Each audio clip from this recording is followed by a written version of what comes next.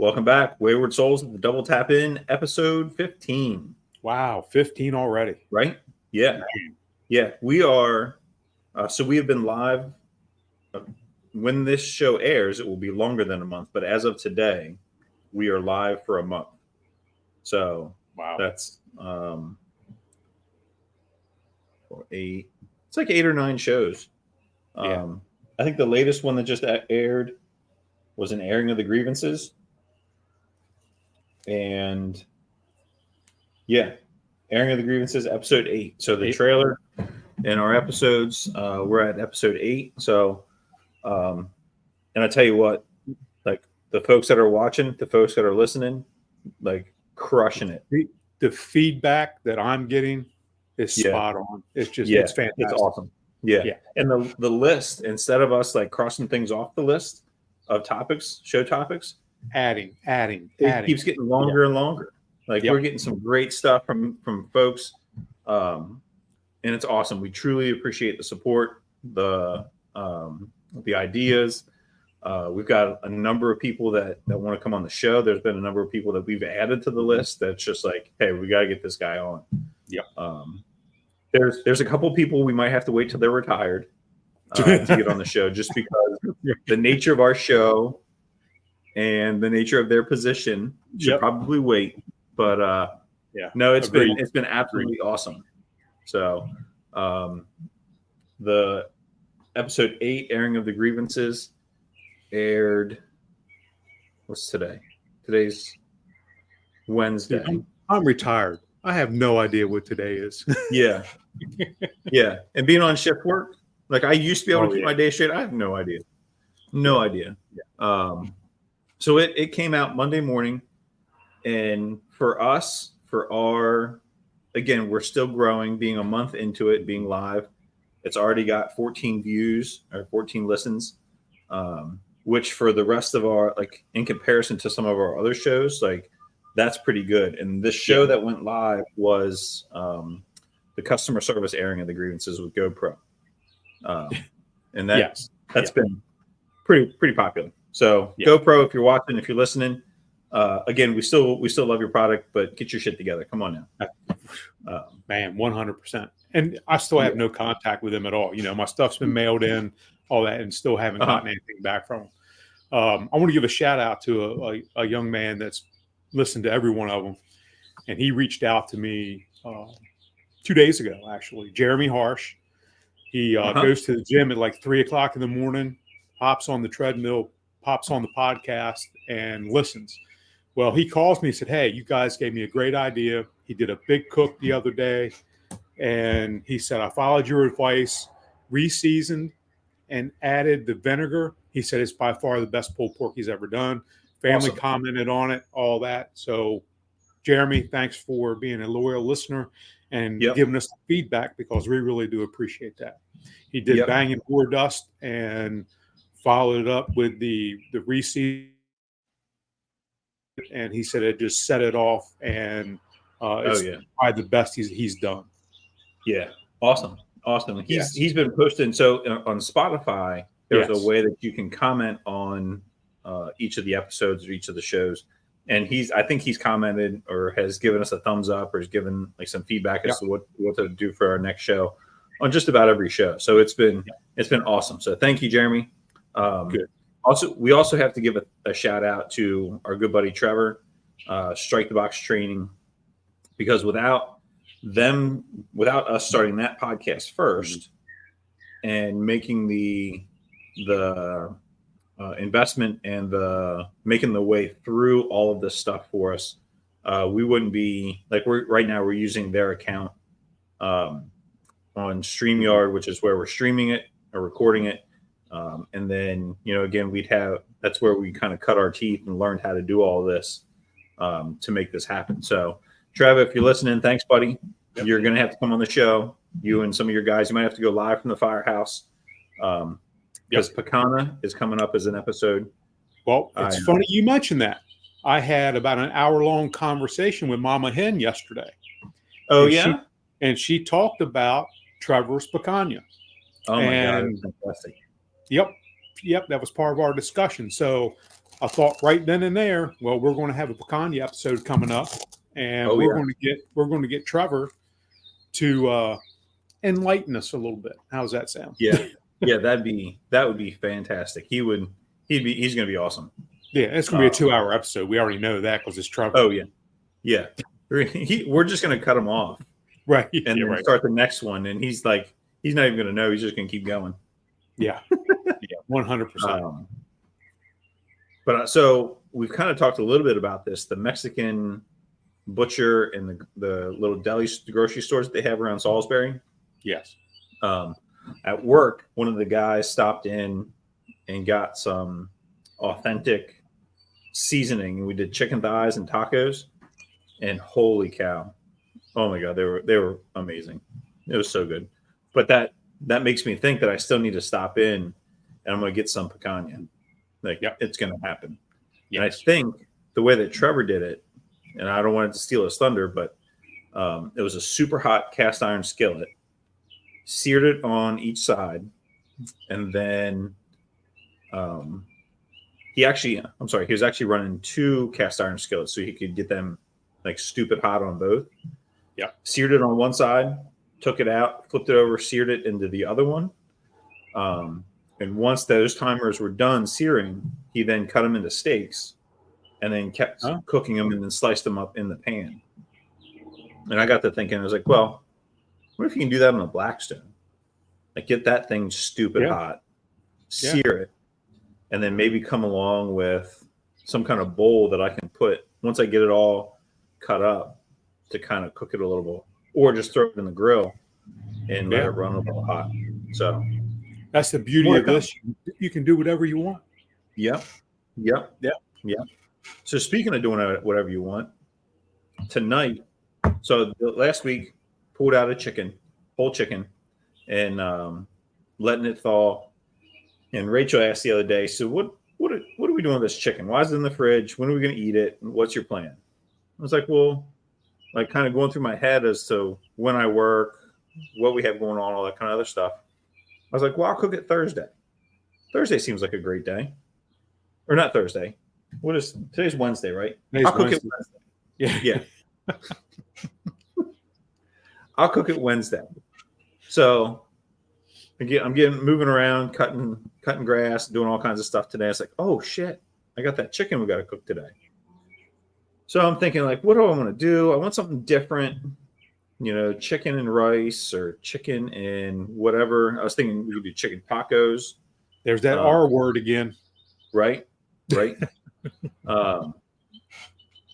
was like, I'm going to find a recipe for a Hawaiian smoked chicken. So if you search for Hawaiian smoked chicken, it comes up as Huli Huli chicken.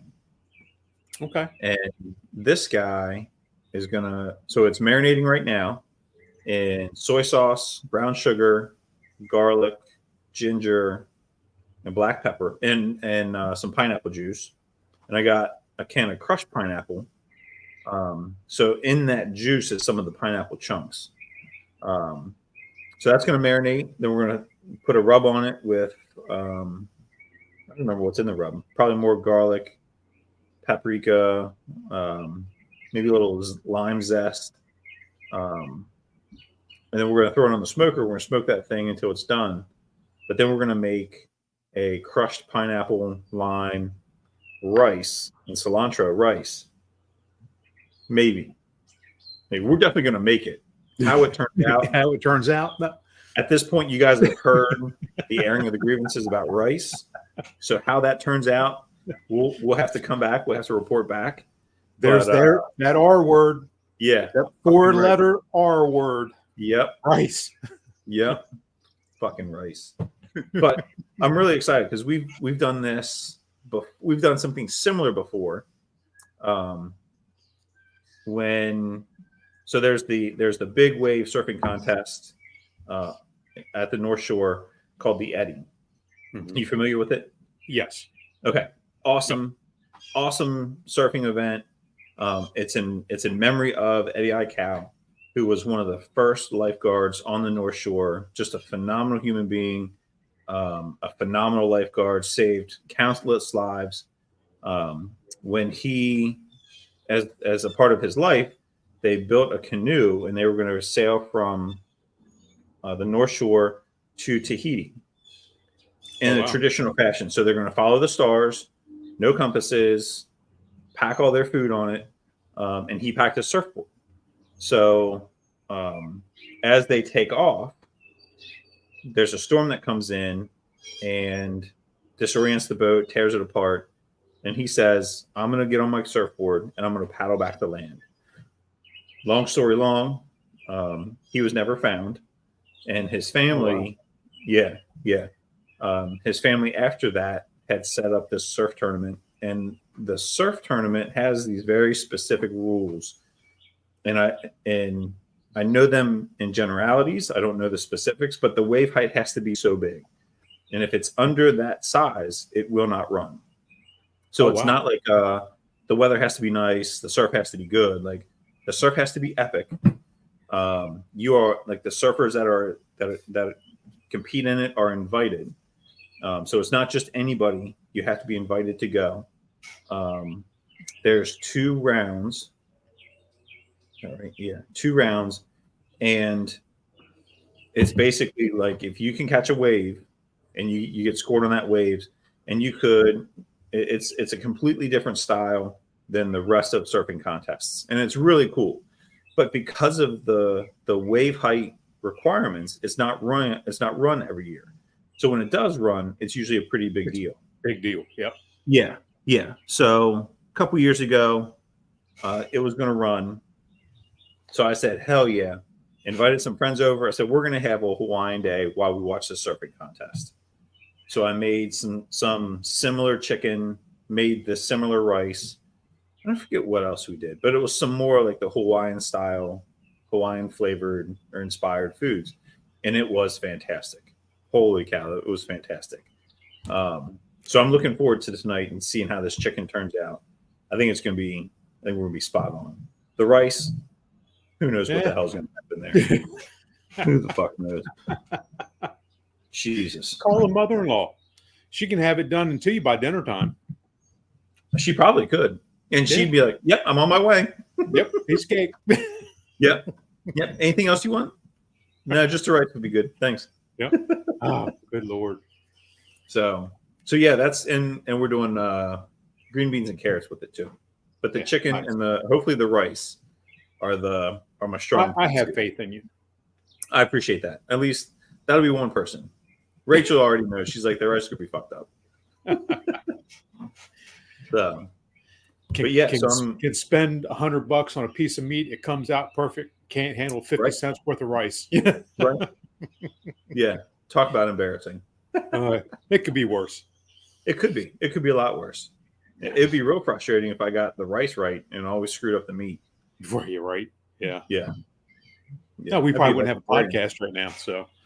Yeah, it would be. It'd be a lot different. It'd be real boring. Yeah, that's a fact. Yeah. So what's new with you? How you feeling? I'm feeling great. And as we discussed just a few minutes ago, I think I felt too great yesterday. So I decided to, it's been, as of today, it's been 2 weeks. Okay. And so feeling real good yesterday. So I've been down, haven't been doing a whole lot, been real compliant with what I'm supposed to do. And because I felt so good yesterday, I decided to do stuff around the house. And I think I overextended. And I know I did. Yeah. I'm halfway through taking the rail that goes around the bow of my boat off. 37 screws. 37 screws. So halfway through that, I said, this probably isn't the brightest idea that you've had, Hickman. So you might want to just stop. Mm-hmm. Well, I'm to the point now where I really can't. It will weigh on my mind too much and whatnot. So I paid for it yesterday or last night. I paid for it. No amount of ice, no amount of Motrin would make it ease up. Fortunately, I got about 4 hours of good sleep starting about 4:00 this morning. Ooh. So that woke up, took a shower, iced, back on the Motrin, and I'm doing much better right now than what I Good. was say, 5-6 hours ago. Very good. Yeah, lessons learned. Yeah. Years ago, I was on a call, a man with a gun call. So I roll out of the patrol car and I come up on rifle and I'm going towards where the threat is. And I'm focused on the threat. I failed to see about a 10-inch ditch between me and the suspect. So I ate it. And it was really graceful because I went down hard on my knee, popped right back up, continued with the mission, and took care of the situation. Well, my knee went from normal to between a softball and a basketball almost instant. It made my pants tight around my knee, if that makes any sense. Yeah.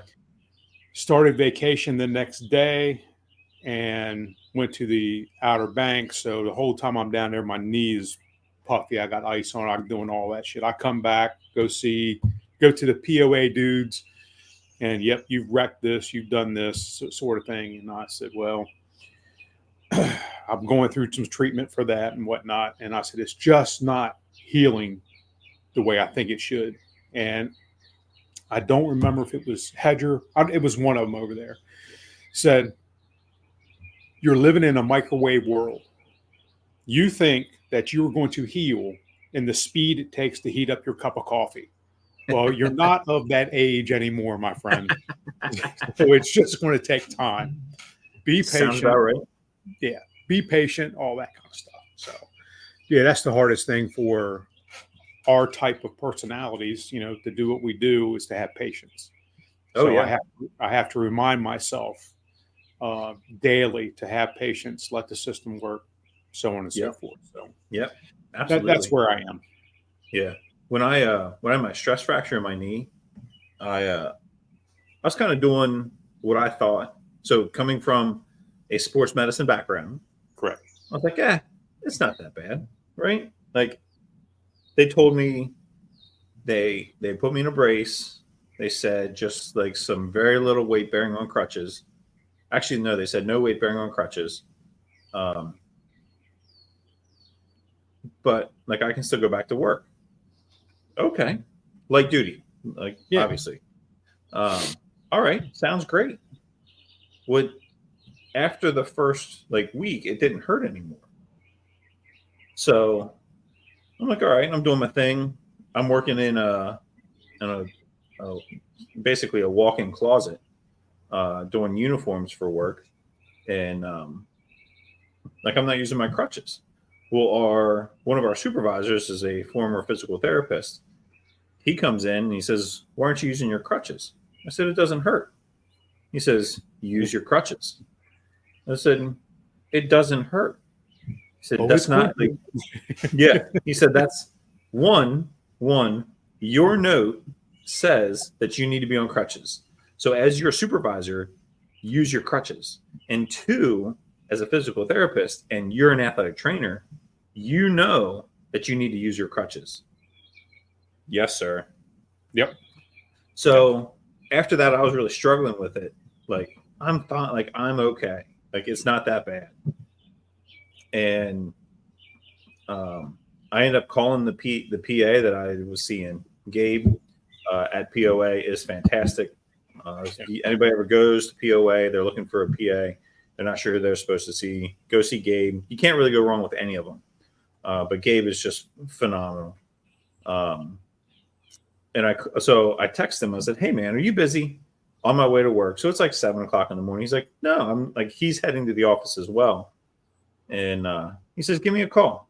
So I call him. I was like, look, man, I'm really struggling with this. How bad is it? He's like, Ben, your knee is bad.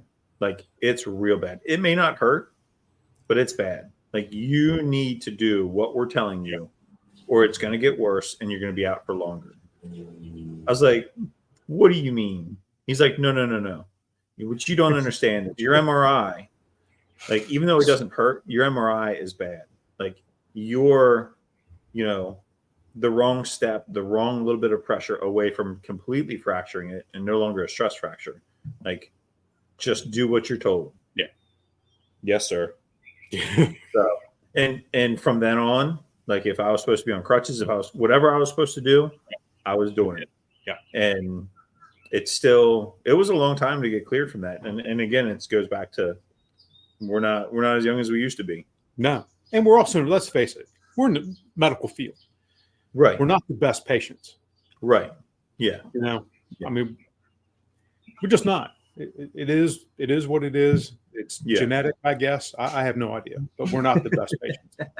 No, absolutely not. So, yeah. Hey, you mentioned completely off topic again. Captain Welcome Zach, to the podcast. right? If you don't like it, just give us 5 minutes. We'll talk about something else. That's right. We're Eastern Shore weather, man. But you mentioned Captain Zach hooked you up with a little walleye. Oh, yes. Yeah, he did. Yeah. So Tell me about Captain that. Zach goes to the Great Lakes, and apparently, it's a family thing. And he came back. They had a successful run with some walleye. Comes home, meets me at the fence. We used to share fence beers and tell fishing stories and all this. He said, "I got something for you." He brings over a big pack of walleye. So he undersold it. He said it's a good fish. It's all white meat, very flaky, very flavorful. He undersold it. I love flounder. I love sea bass even more. If I could get walleye every day, I would 100% be a walleye junkie. I can see exactly. Really? Yeah, it was real good.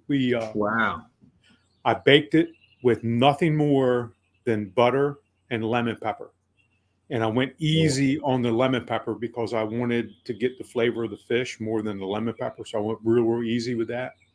I baked it. There was nothing left. And he gave us basically a good sized walleye. So it was two Nice. big fillets. And there was nothing left. Nice. Absolutely crushed it. And Nice. yeah, I'm a huge fan now. So now I got to see where I can mail order walleye from. You know what I mean? That'll be your next trip. Right. Yeah, 100%. Yeah, I would do it. I'd do it in a second. Yeah. My dad, from when he was working, so he sold legal pharmaceuticals, and it was the dye that you would drink for CAT scans, MRIs, that kind of stuff. And through his career, he met people all over the country, but has developed some really good friends, or a really good friend up in Michigan. And he's the chair of the radiological department at a hospital. And he's also a fishing captain and a duck hunting guide on Lake Michigan. Yeah. Wow. And the dude is stupid sharp. Like everybody else around him is calling him to see where he's going, where he's hunting, where he's fishing, all that kind of stuff up there. Yeah. And I went when I was younger, maybe high school aged. We went up and went fishing, and was such a great time. So you go up there, let me know. We'll hook you up. The dude is you'll have a great time. Yeah, it's I had no thoughts of ever doing a Great Lakes trip like that until then. I mean, we're only talking 2-3 days ago that I did this. Yeah. So I went, I can see me making a trip just for the fish. Yeah.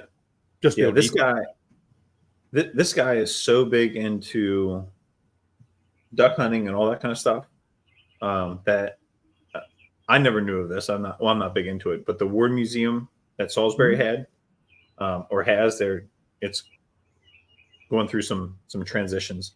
Let's just call it a clusterfuck. I mean, because it's a clusterfuck. Yeah.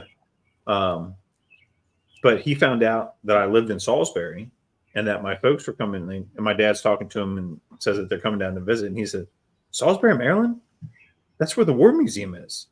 I want to go there." I was like, "The fuck do you mean you want to go to the War Museum?" Like, Who's it's ever this heard of dumpy it? little, yeah, it's this dumpy little building that like we went to it one day with Harper because they were doing like some kids crafts in the lobby, which was fun. But like you look around and like it's just this dumpy little building.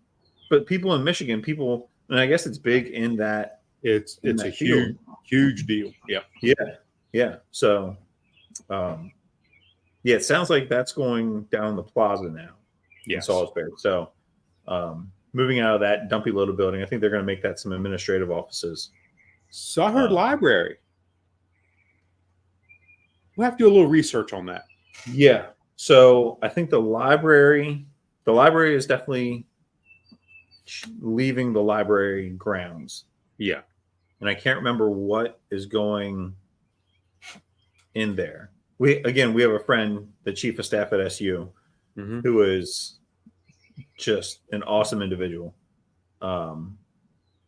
We got talking about it, and the library, he told me what the library was going to be and where the library was going to go. And that wasn't it? Now I can't remember. Okay. It was longer than 5 minutes ago. So, right. Yeah. But yeah, I thought like on Main Street, they had a building for the Ward Museum to go into. Good. Or a spot for it to go into. Yeah. I think if they put it in the library, that would be much better for it because it's so much bigger than what they're going to have on the plaza.